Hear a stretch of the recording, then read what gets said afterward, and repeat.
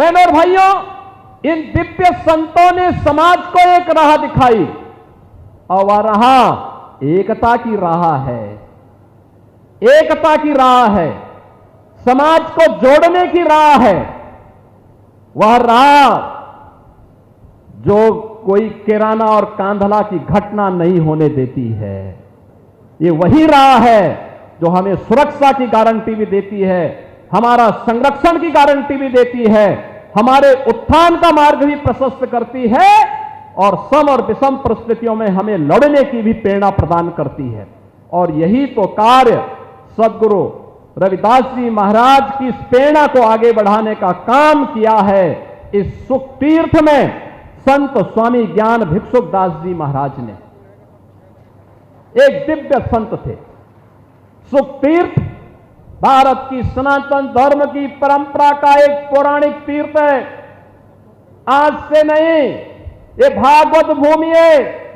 5000 वर्ष पहले सुखदेव जी महाराज ने राजा परीक्षित को पहली भागवत की कथा इसी धाम पे सुना करके उन्हें मुक्ति का मार्ग प्रशस्त करने के लिए जीवन में भक्ति का, ज्ञान का और मुक्ति का क्या महत्व हो सकता है, इसकी प्रेरणा इसी पावन धाम में करवाया था। याद करिए, मां गंगा भारत की सनातन धर्म की परंपरा की एक अविरल और अजस्र धारा है, जो सम और विषम परिस्थितियों में हम सबको उद्धार का मार्ग प्रशस्त करती है। हम कैसे मां गंगा को भूल सकते हैं? हम कैसे सुख तीर्थ को भूल सकते हैं? और याद करिए, ये 5000 साल पहले इसी तीर्थ में ये सब घटनाक्रम घटित होता है। दुनिया के अंदर कोई मत, मजहब, संप्रदाय ये तो बताएं कि 5000 साल का इतिहास कितने लोगों का है, कितने लोगों का है? ये केवल दावा आप कर सकते हैं जिसके उत्तराधिकारी आप हैं और जिसके बाद हमारे पूज्य संत जन हैं, जो आज यहां पर इस सुख तीर्थ में यहां उपस्थित हुए हैं।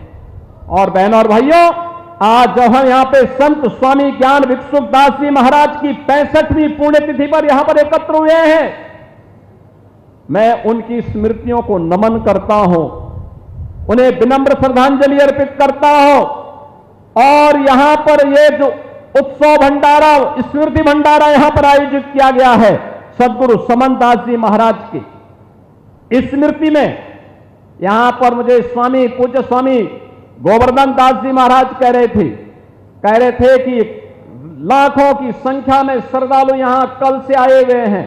मैंने कहा मुझे भी इसी बहाने इन उत्साही युवाओं के साथ संवाद करने, मिलने का एक अवसर प्राप्त होगा। और बहनों और भाइयों, मैं तो आपसे कहने के लिए आया हूं, इसलिए कहने के लिए आया हूं कि इस बार तो नहीं हो पाया, लेकिन अगली बार यहां के पूज्य संतों की प्रेरणा से जो मां गंगा की धारा को हम यहां से लेकर के गए हैं, यहां पर इस सद्गुरु रविदास मिशन से जुड़े हुए समन दास जी महाराज के इस पावन आश्रम के सामने भी सद्गुरु रविदास और पूज्य संत समन दास जी महाराज की स्मृति में एक घाट का निर्माण हम लोग कार्य करा के पूरा कर चुके होंगे।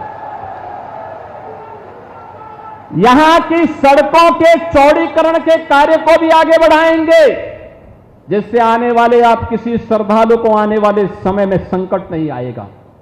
आराम से पार्किंग की व्यवस्था दी जाएगी और पार्किंग की व्यवस्था के साथ साथ यहां के सुंदरीकरण के कार्य को आगे बढ़ाना, सत्संग सभागार की स्थापना करने का कार्य भी यहां पर हम लोग आगे बढ़ाएंगे, जिससे आने वाले समय में आने वाले श्रद्धालु को सम विषम परिस्थितियों में किसी भी प्रकार की समस्या का सामना न करना पड़े। बहनों और भाइयों, जब अच्छी सरकार आती है और पूज्य संतों का मार्गदर्शन मिलता है तो अच्छा ही अच्छा होता है। अच्छा ही अच्छा इसलिए होता है, अच्छा करने के लिए सोच चाहिए।